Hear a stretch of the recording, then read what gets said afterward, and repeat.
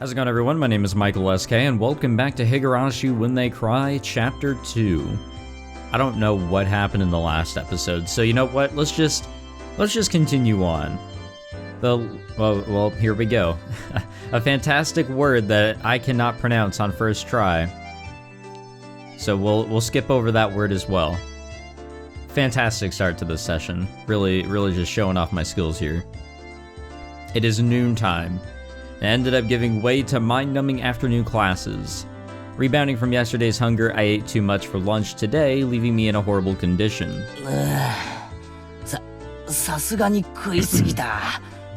午後の授業は答える。ケイチ君、今日はなんだかすごい食欲だったもんね。基本的にいつも大食いだけどさ、今日はなんか格別だったね。昨日は俺昼飯抜きだったろ。そのひもじさが染みついちゃってさ。今度は逆にいくら食っても食欲が底なしっていうか。わかるよわかるよ。しかしケイちゃんってさ、いつもお弁当きれいに食べるよね。ご飯一粒も残さないっていうか。食べ物ってのは作ってくれた人に感謝して食べるもんだぜ。残したら苦労して作ってくれた人に失礼だろ。 That's why I always felt bad whenever I turned down food from like the parents of somebody I was dating, because it's food I'm not used to, and I don't want to, eat a bite and be like, ugh. I just completely decline it, but I still feel bad. I'm a terrible person in general, so I guess there's not too much to expect here. Hearing that, Mion's eyes momentarily widened in surprise, followed by a cool laugh. ケイちゃんってさ、パッと見ワイルドでいい加減そうなんだけど、結構律儀だよね。しつけがいいというか。あ、うん、それはレナも思うな。ケイチ君って見かけよりずっと優しい人だよ。I'll take that as a compliment. Both of them were probably trying to compliment me, but I had a strange feeling I wasn't being complimented at all. そんなことないって。見かけと中身は大違いって、そう言いたいんだよ。それが褒めてねって言ってんだよ。 Yeah, I was gonna say, probably not a good idea to yell right now. 園崎さん、前原くん、授業中ですよ。園崎さんはどこまで進みましたか？ノートを持ってきてください。Startled, Mion vocalized a rather easy-to-understand utterance. She was so enthralled in the conversation she had stopped working completely. まあ、そこそこに。さっきから全然進んでないじゃないですか。最上級生なんだから、もっとしっかりしないといけませんよ。I'm telling you, none of these kids are gonna get that great of an education because it's so split up. That Mion, it looks like she's getting lectured. Poor bastard.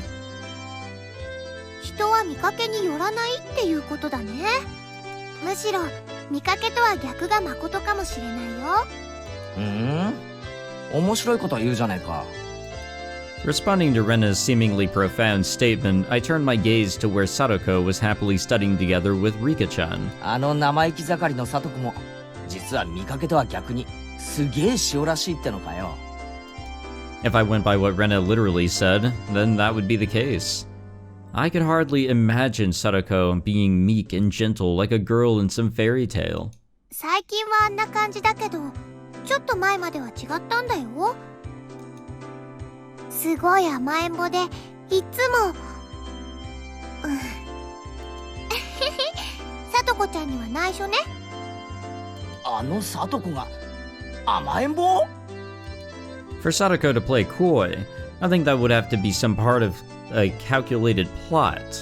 Even if she was to hide behind someone, I wouldn't think it was because she was attached to them. But since it came up, I tried to imagine a gentle and coquettish Sadako.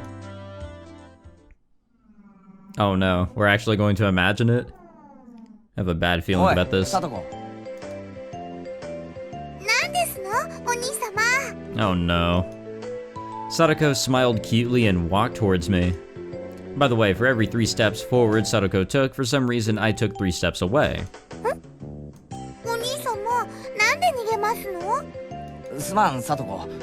お前が愛想笑いして近づいてくると、何かの罠のような気がするんだよ。ひどいですわ。お兄様の意地悪。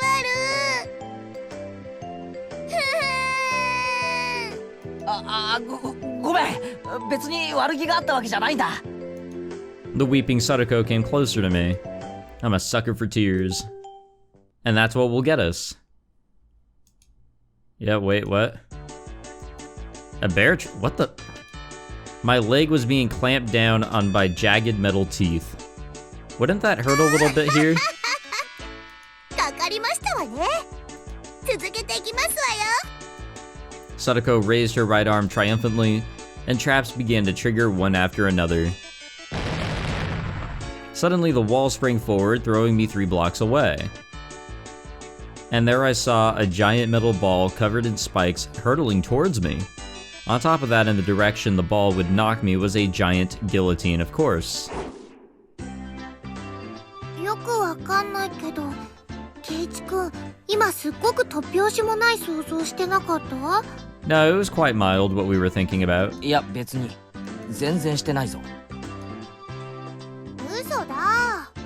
トゲ付き鉄球に潰されるって顔してたよ。How could my expression convey what I was thinking like that? すまん。塩らしいサトコの想像ってのはかなり無理がある。今度体調がいい時に再トライしてみるよ。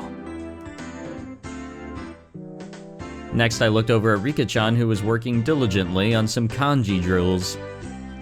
Excuse me. In contrast to Sadako, her default state was meek and gentle. If Rika-chan came to me saying Oni-sama, I'd hug her. Tightly. I could get used to that. ケイチ君よだれ。Yeah, that's very unhealthy. あ、ごめん。I could be taken the wrong way. じゃあ、リカちゃんはどうだよ。あれも見かけによらないってのかよ。Saying that out loud, I felt a tinge of doubt. Was Rika-chan really all sweet? Despite her appearances, she really was quite sly. Sweetly, how do you put it, evading things deftly. 確かにリカちゃんはただ可愛いだけじゃない気がするな。確かに見かけによらないぞ。Sorry, I was getting a drink. I couldn't put exactly what I was imagining into words, but Rena managed to say what I wanted to. She turned to me with an impish look in her eyes, like she was saying, "Ah, you shouldn't say something like that." リカちゃんはきっと大きくなったらね、すっごい美人になって男の人を振り回す小悪魔のような女性になるんじゃないかなって思うんだ。I believe it. そういうのかっこよくない？ Cool isn't the word I would use, but whatever. Rena said that lightheartedly, but I as a man couldn't laugh at that. The scary part about that was that it felt like it could be true. Noticing my gaze, Rika-chan turned towards me and let loose an angelic smile. Both Rena and I, feeling as if it was directed towards us personally, had our hearts skip a beat. かわいいね、かわいいね。レナ、話。Appearances can be deceiving, huh? Well then, what about our dear leader Mion? I stared at her as she tried to weasel her way out of her scolding by the teacher. By Rena's theory, that unrefined, calculating, conniving Mion also had a side of her that bellied appearances. Or belied, one of the two. じゃあなんだよ。あのミオンも見かけによらず、実はいいやつだって言いたいのかよ。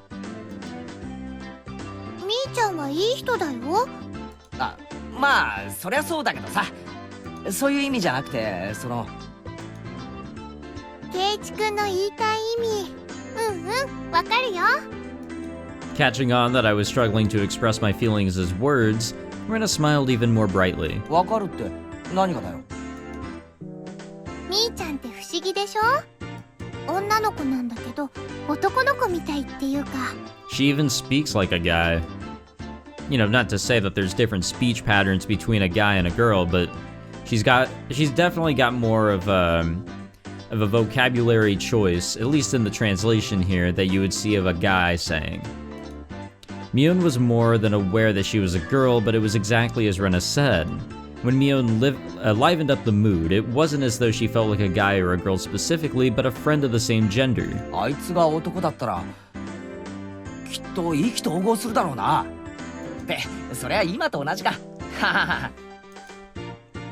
でもね、そんなみーちゃんも本当はすっごく女の子らしいんだよ。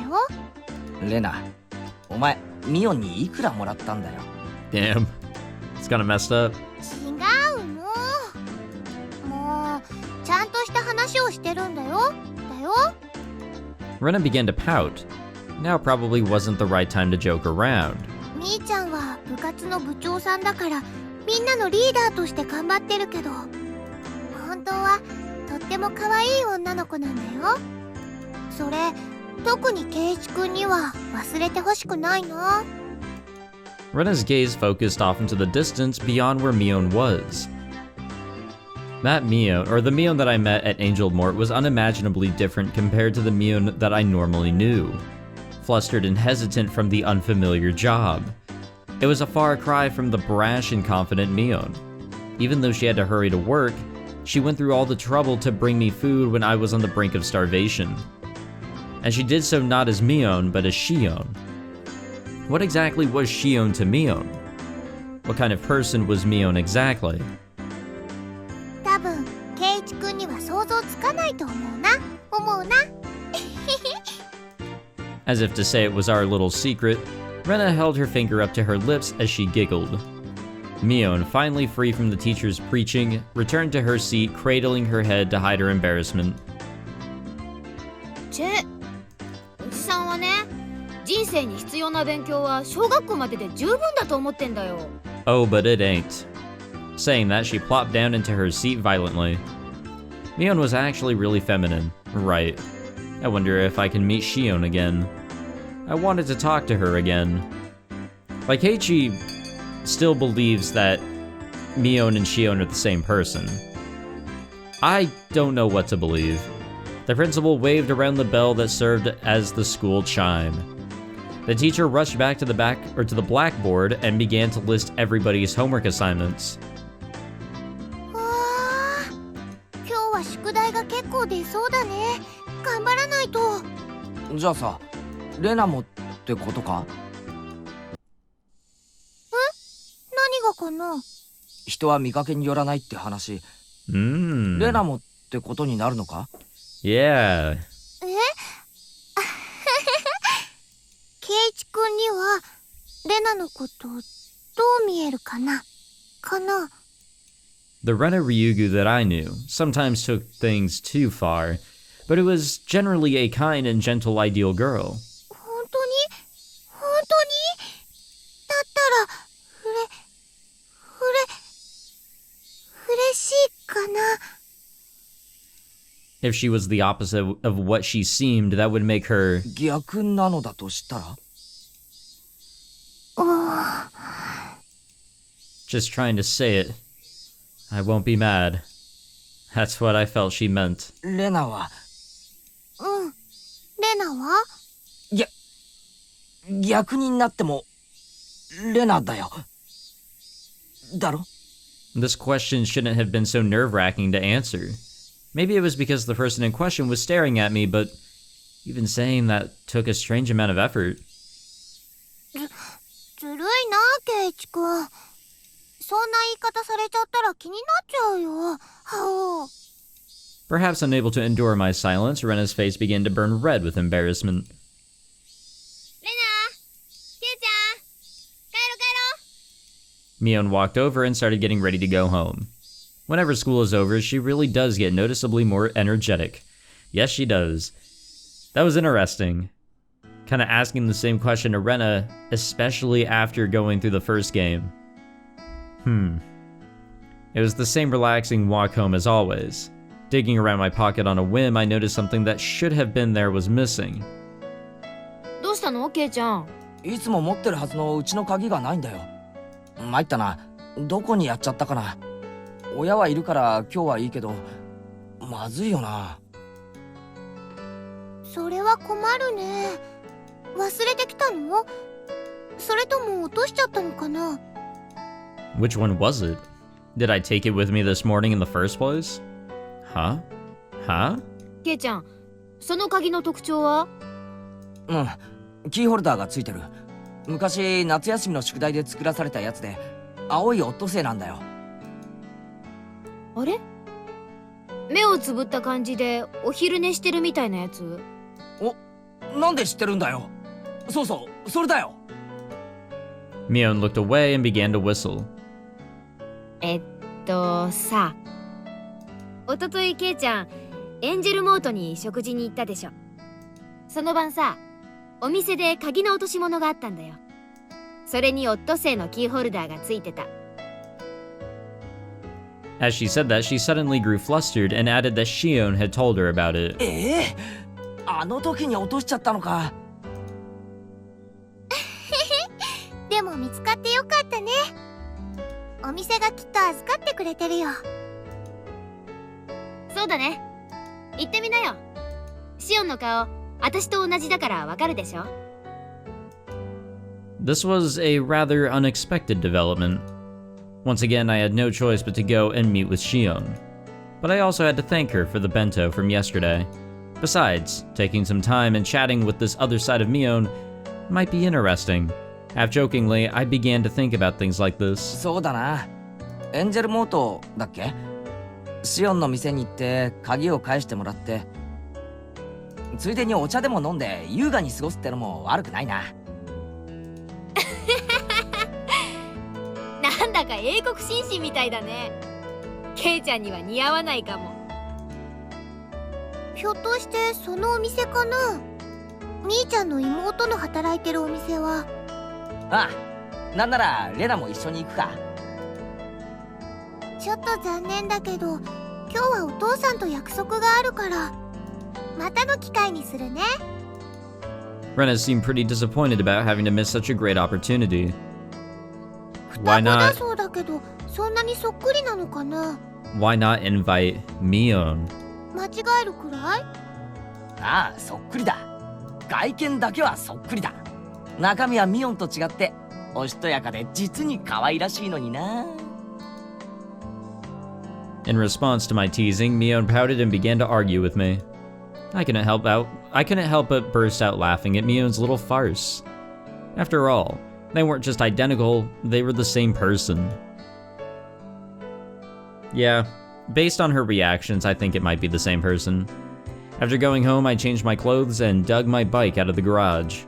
Just thinking that I would be able to meet Shion again gave me a mysterious feeling. Shion, a name for a different kind of Mion. She was a mysterious and ridiculous person, believing she had fooled everyone like that. I noticed that I was pedaling along quite happily. Could it be that I was looking forward to meeting Shion? I felt a sense of giddy anticipation, like I was headed towards a new friend's house for the first time.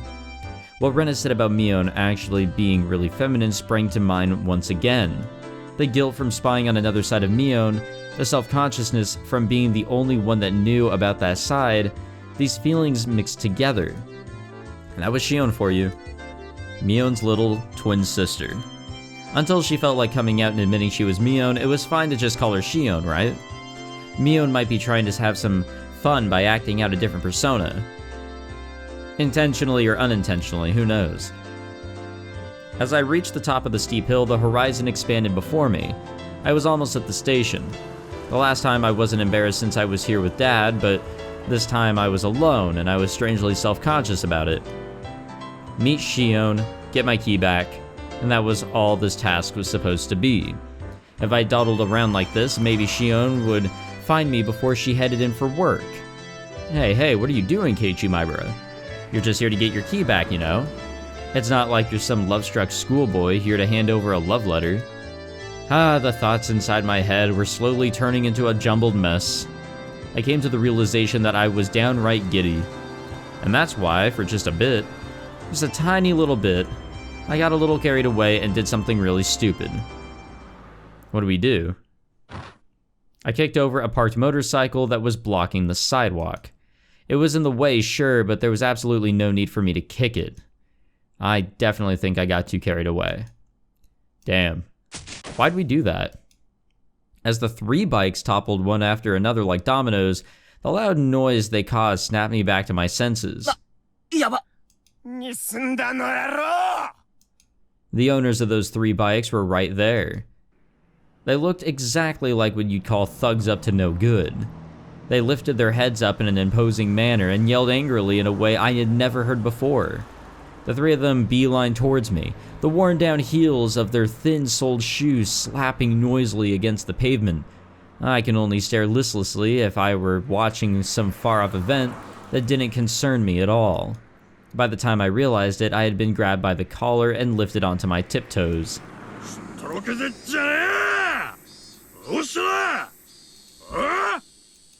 The 3 thugs were completely ignoring the rules of grammar, but the way they spoke was enough to make me tremble. Just like that, my composure drained away. My legs buckled and my throat grew dry enough to crack. すみません。つい。ついじゃねえだろ、え？蹴ったねえかよ、ボケ。 Damn, that is some lovely spelling. I was completely at fault, so there was nothing I could say in my defense. As a result, I was pulled even higher. なちくしょう。塗装剥げたじゃねえかよ。おあれ。手が下ないするつもりじゃ。悪いのはてめえなんだぞ、こんなら。 The 3 of them continued to yell at me, and I had no idea what each of them were saying.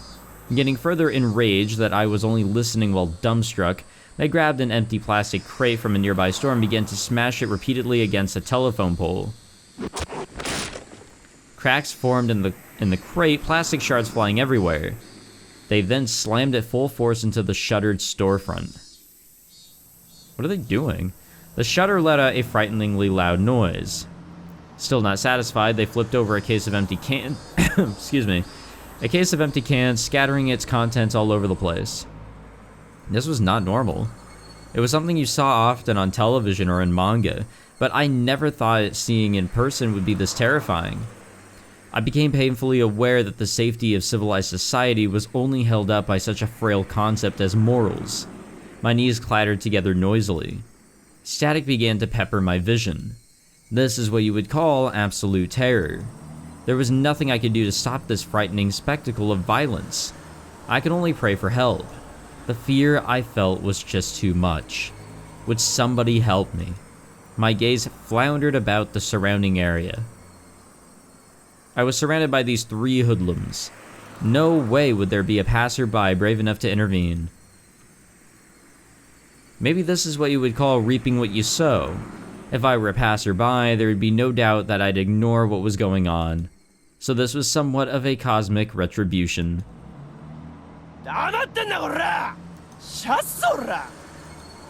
Angry yelling loud enough to rattle my eardrums spewed forth right in front of my face. My waning consciousness was forcefully dragged back to the forefront. The thug had cocked back his free hand and twisted his body when suddenly a metallic taste filtered through the back of my throat. A chill ran down my spine like a jolt of electricity. Seeing what was going to happen next, I squeezed my eyes shut as tightly as possible and grit my teeth. Are we actually gonna get stabbed here? やかましいよクソボケどもが。 Oh. 私の目の黒いうちにうせな。 That voice was a short distance away. Still holding me by the collar, the 3 thugs spun around to look behind them. Huh. Standing there was Shion. Mion. She stood there displaying an imposing stature that I'd never seen before. She didn't have the same look on her face as she did when we were playing around during club. Those were the eyes that would instill fear in anyone who looked upon them, the eyes of a raptor. They were the epitome of terror, and at the same time, they were the most reassuring things in the world. もう一度だけ言うよ。ケイちゃん話してとっととうせな。 Mion, without an ounce of fear, laid down her ultimatum. Of course, there was no way those 3 would go absolutely berserk. The situation instantly turned explosively dangerous.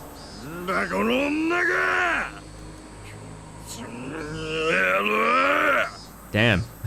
Their speech patterns must be really awful. If it's like that badly spelled out. Stop it, Mion. These guys are like rabid dogs. No amount of bluffing will work. ミオン、危ないから早く。 I knew what I was saying was pathetic, but I couldn't let Mion get involved in this. No matter how you looked at it, Mion was only bluffing. But did Mion even know the meaning of the word bluff? However, the reason behind everything soon became apparent. They were slowly increasing in number little by little. At first, it was only businessmen on their way home stopping to take a look. Then it was housewives in the middle of shopping taking a gander. Next was seemed like the owner of some store showed up, and it was pretty clear he wasn't just looking.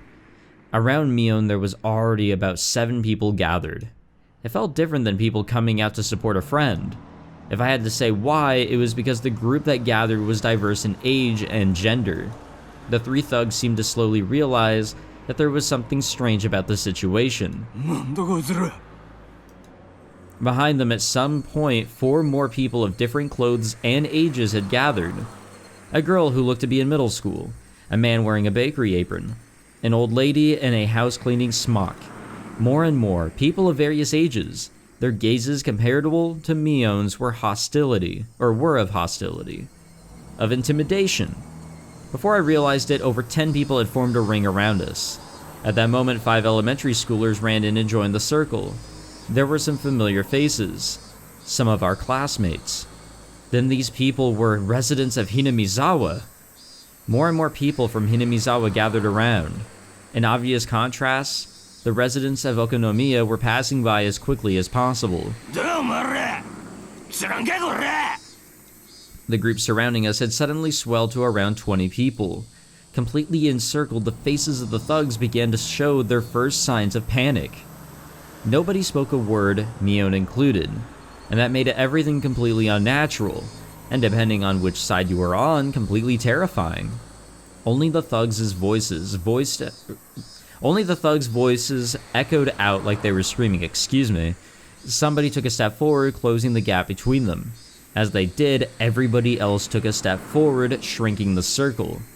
The hoodlums went pale as they were pushed together back to back, while still yelling angrily. They were trying to string together vulgarities, but for some reason it sounded like they were crying out for help.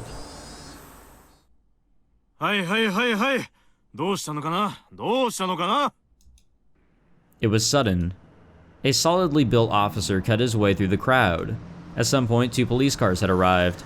Some passerby had undoubtedly called for them. Several burly officers appeared from inside the second vehicle.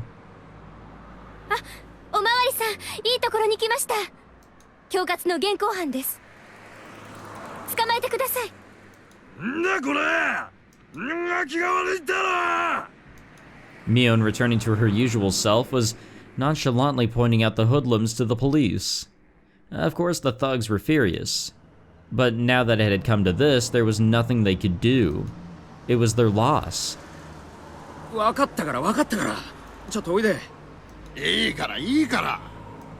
The officers handcuffed the thugs and dragged them towards the patrol cars.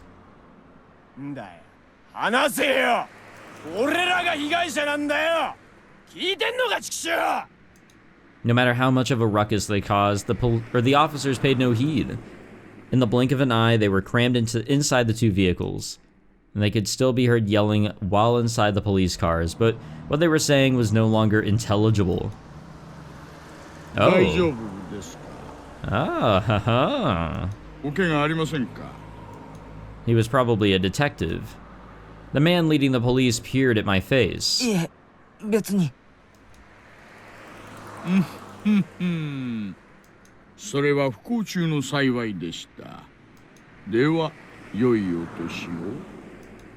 The portly man, after taking a quick look around, addressed the crowd.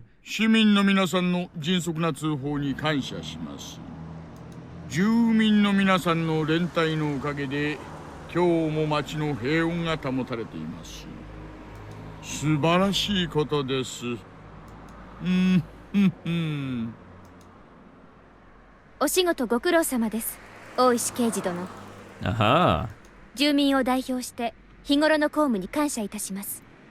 一課の刑事がわざわざこんなところまでおいでくださるとは光栄の極みです。Well, she definitely knows him.